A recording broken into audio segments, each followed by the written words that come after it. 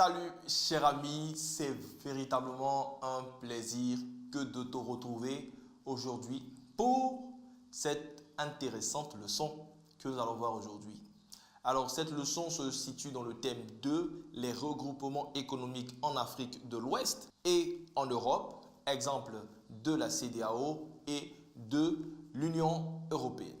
Nous avons vu premièrement la CEDEAO qui signifie Communauté économique des États de l'Afrique de l'Ouest. Pour la deuxième leçon, nous voyons donc l'Union européenne en exemple d'intégration régionale. L'objectif, c'est de te permettre de connaître les étapes de création de l'Union européenne, d'identifier les potentialités, n'est-ce pas, de l'Europe et de comprendre le fonctionnement de cette institution. Je reprends, il faut déjà connaître les étapes de création, identifier les potentialités et connaître ou comprendre le fonctionnement de cette institution qu'est l'Union européenne.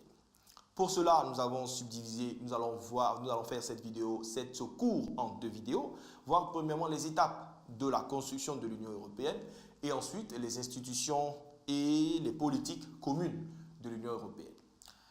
Pour commencer, nous allons déjà entamer en disant qu'au lendemain de la Deuxième Guerre mondiale, l'économie européenne était totalement en ruine, c'est-à-dire en faillite. Il y avait des difficultés économiques au niveau de l'Europe. Les Européens vont mettre en place une union, n'est-ce pas, pour cette reconstruction économique. L'Union européenne est donc une association, n'est-ce pas, politique et économique de 28 États, n'est-ce pas, européens qui délèguent ou transmettent par, n'est-ce pas, un traité l'exercice de certaines compétences à des organes communautaires. Elle s'étend sur un territoire de 4,5 millions de kilomètres carrés et est peuplée de plus de 510 millions d'habitants et est aujourd'hui la première puissance économique mondiale. Voici l'Union européenne. Comment s'est-elle construite? Quelles sont les institutions qui la composent et quelle est sa politique? Et ce qui l'a permis d'y arriver à ce niveau économique important quand on sait qu'elle part d'une faillite et d'une ruine après la Deuxième Guerre mondiale. Alors, les grandes étapes ou les étapes de la construction de l'Union européenne.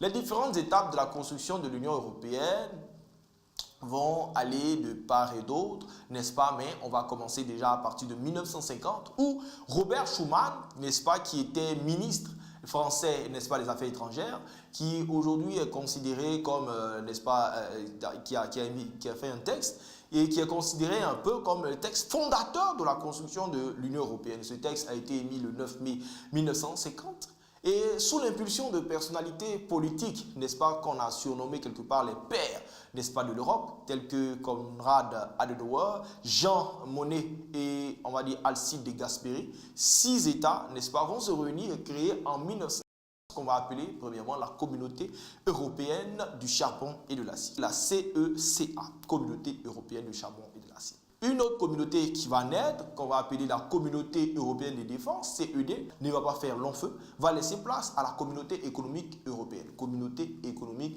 européenne, CEE, qui est instaurée en 1957 par le traité de Rome. Alors, cette nouvelle institution mise en place va permettre un certain développement économique, va permettre la coopération économique et approfondir, n'est-ce pas, l'acte unique européen, n'est-ce pas, qui a été appliqué en 1986, l'acte unique européen. Mais en 1992, un traité particulier, celui de Maastricht, n'est-ce pas, qui institue une union politique, va prendre, n'est-ce pas, le nom de l'Union européenne et qui va prévoir déjà la création d'une union économique particulière et monétaire dotée, n'est-ce pas, d'une monnaie qu'on va appeler l'euro. Cette, n'est-ce pas, organisation qui, à Maastricht, va commencer particulièrement, n'est-ce pas, débute et est instituée déjà à partir de 1999. La zone euro va naître. et va compter autour de 19 États membres en 2015. De nouvelles réformes institutionnelles, n'est-ce pas, vont se mettre en place et être introduites à partir de 1997 et en 2001. À la suite d'un refus, on va dire du refus d'un projet de constitution européenne, les institutions sont à nouveau réformées à partir de 2009 au traité de Lisbonne.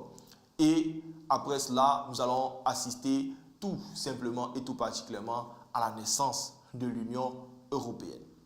Ça va?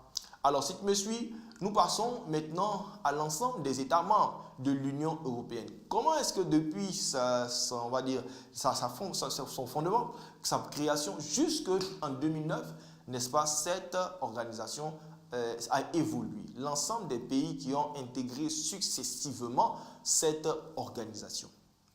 Alors, les membres fondateurs de l'Union européenne sont d'abord l'Allemagne, la Belgique, la France, l'Italie, le Luxembourg et les Pays-Bas qui ont signé les premiers pactes, c'est en 1957.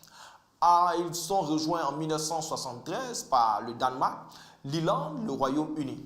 Et l'Union va s'élargir plus tard vers le sud, avec l'adhésion, n'est-ce pas, de la Grèce en 1981, puis de l'Espagne et du Portugal en 1986.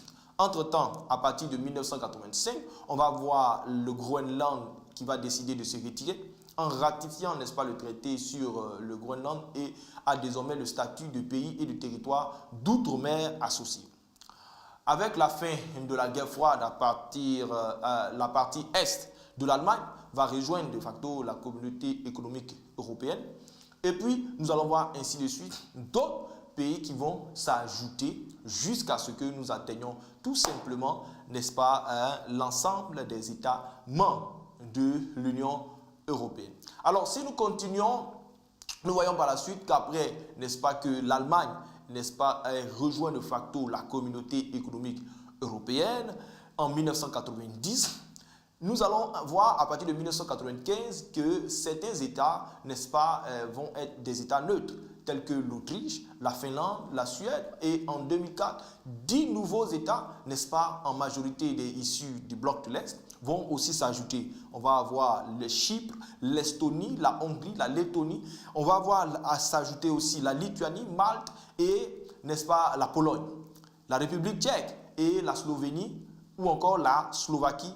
Puis en 2007, la Bulgarie et la Roumanie, qui enfin va permettre aussi, n'est-ce pas, avec son soutien, l'ajout de la Croatie en 2013. Le 23 juin 2016, les Britanniques, particulièrement eux, vont voter en majorité pour la sortie de leur pays, le Royaume-Uni, de l'Union européenne, dans le cadre d'un référendum, n'est-ce pas?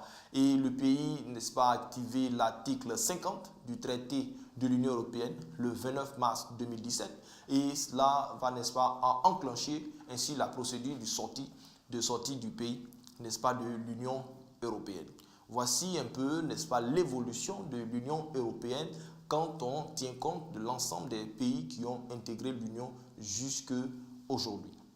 Alors, nous avons vu ensemble comment est-ce que l'Union européenne est née et nous avons vu l'ensemble des pays qui s'y sont ajoutés au fur et à mesure, n'est-ce pas, jusqu'en 2017 avec la sortie, n'est-ce pas, le processus de sortie n'est-ce pas, de l'Angleterre ou encore du Royaume-Uni particulièrement. Alors, aujourd'hui, nous allons nous arrêter là en ce qui concerne cette première vidéo pour l'Union européenne. Et voir maintenant la seconde qui va parler de l'ensemble des organes ou encore des institutions et à toucher les politiques communes de l'Union européenne. À tout de suite, ne décroche pas et on va suivre la prochaine vidéo. Merci de m'avoir suivi pour cette première partie. À très bientôt.